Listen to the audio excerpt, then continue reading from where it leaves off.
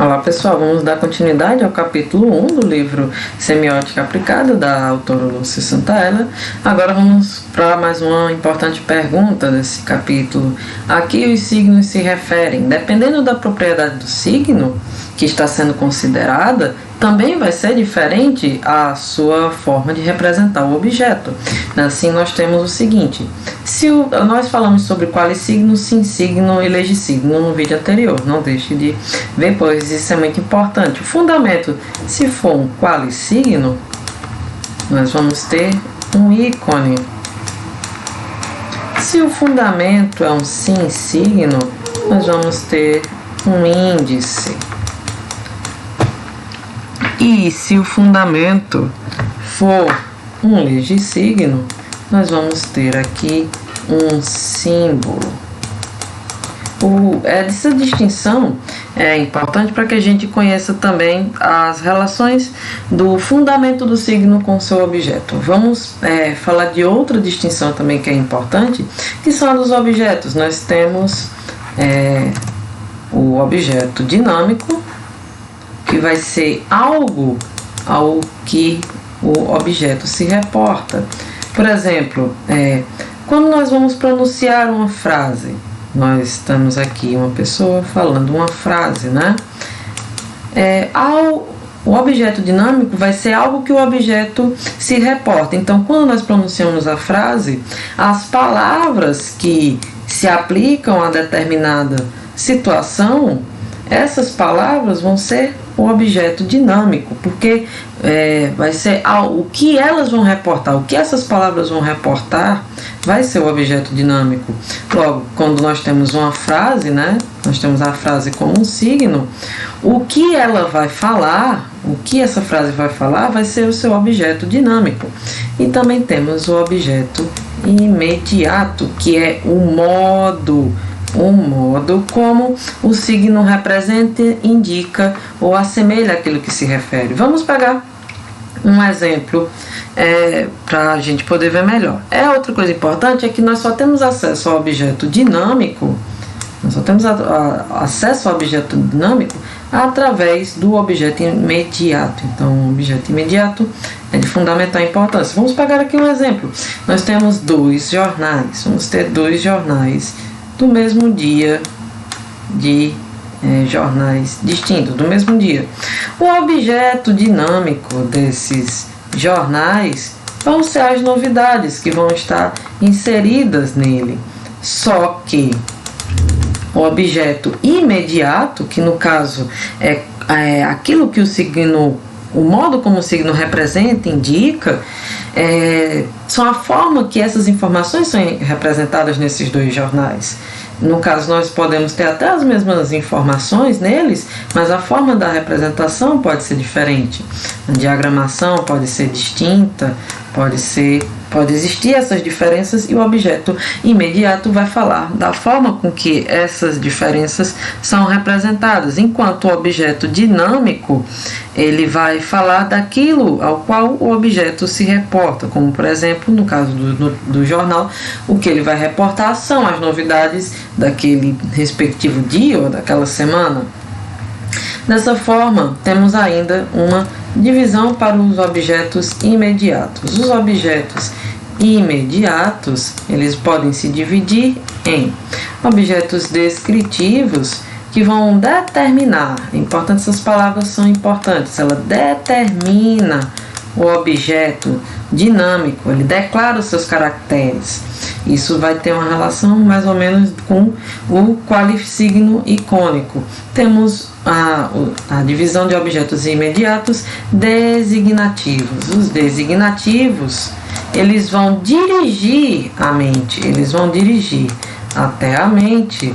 Vamos desenhar aqui uma mente, que mente mais horrorosa, mas vamos lá.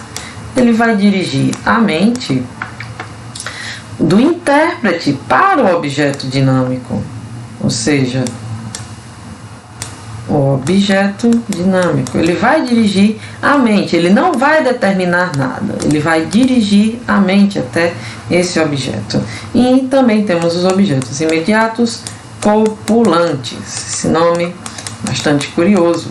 Esse objeto dinâmico ele vai ter um caráter geral. Esse objeto tem um caráter geral e é o signo, e o signo em si vai ser um coletivo. Então, dessa forma, vamos ter as seguintes divisões. Vamos ter o ícone, como nós já falamos. O ícone é o signo que tem como fundamento um qualisigno, como a gente já viu. E ele só pode sugerir o seu objeto através de uma similaridade. Através de uma similaridade.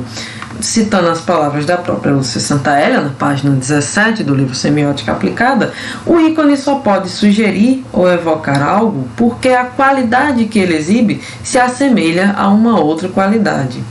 O ícone, assim, o Charles Sanders Peirce, ele dividiu o ícone em 3 níveis. O ícone vai ter a imagem, que é uma relação de semelhança puramente pela aparência. A semelhança vai se dar pela aparência. Vai existir o diagrama, que é uma relação de similaridade entre as relações internas do signo e as relações internas do objeto que deseja representar. Ou seja, isso significa que não é no nível da aparência. Como, por exemplo, vamos ter um gráfico de pizza que representa alguma coisa. Essa alguma coisa que ele vai representar não tem uma relação de similaridade. É uma relação entre a relação interna desse signo com a relação interna do objeto que ele quer representar, que é essa relação, seja lá qual for essa relação que esse gráfico queira representar. E por último, nós vamos ter dentro da divisão dos ícones a metáfora. A metáfora representa o objeto por similaridade no significado do representante e do representado, diferente da similaridade da imagem, que é uma similaridade puramente da aparência. Agora vamos dar continuidade, já falamos do ícone, vamos falar agora do índice. O índice, ele tem o seu fundamento, a sua existência é a existência concreta. Existe uma conexão existencial entre o representante e o representado. Como a gente já viu acho que no vídeo anterior, de um exemplo parecido, nós vamos ter uma foto de uma árvore, de uma paisagem. Essa foto dessa paisagem, ela vai ter uma conexão com a paisagem real que ela foi representada, mas ela não é a paisagem em si. Isso é uma coisa importante. E outra coisa importante é que os índices, eles podem envolver ícones. Como nesse caso aqui, por exemplo, vamos ter um caso de um índice que envolve o ícone, porque a foto da montanha, essa relação existencial entre elas vai se dar pela semelhança e pela aparência, que são características que agem como ícone, mas também o índice não necessariamente precisa dessa relação de semelhança e aparência. Estamos aqui com um índice que ele tem características icônicas, mas existem índices que não têm esse aspecto icônico, ou vai ter um aspecto icônico menor, como por exemplo na fumaça. Vamos representar aqui toscamente uma fumaça. Aqui na fumaça nós vemos que ela não tem nenhuma semelhança com o fogo, mas a fumaça é vista como um índice, o fogo é visto como um índice para a fumaça, que no caso é um outro existente, é uma outra coisa, que no caso é a coisa para o qual o índice aponta. Quando a fumaça vai apontar para a ideia de fogo, mas nós vemos aqui que não há a relação da aparência como nós temos aqui nesse caso, onde nós tínhamos uma relação de aparência, uma relação indicial, mas com um traço forte, um traço icônico forte. E por último, mas não menos importante, nós temos o símbolo, que ele tem como fundamento uma lei, como a gente já tinha falado antes, uma lei. né? E o objeto imediato do símbolo é o modo como o símbolo representa o objeto dinâmico e o representa através dessa lei. Como, por exemplo, nós podemos ver uma bandeira. Vamos pegar aqui a bandeira do Brasil. Nós temos aqui, que bandeira feia, mas é isso aí. A bandeira está desenhada muito feia, mas é isso aí, vamos lá.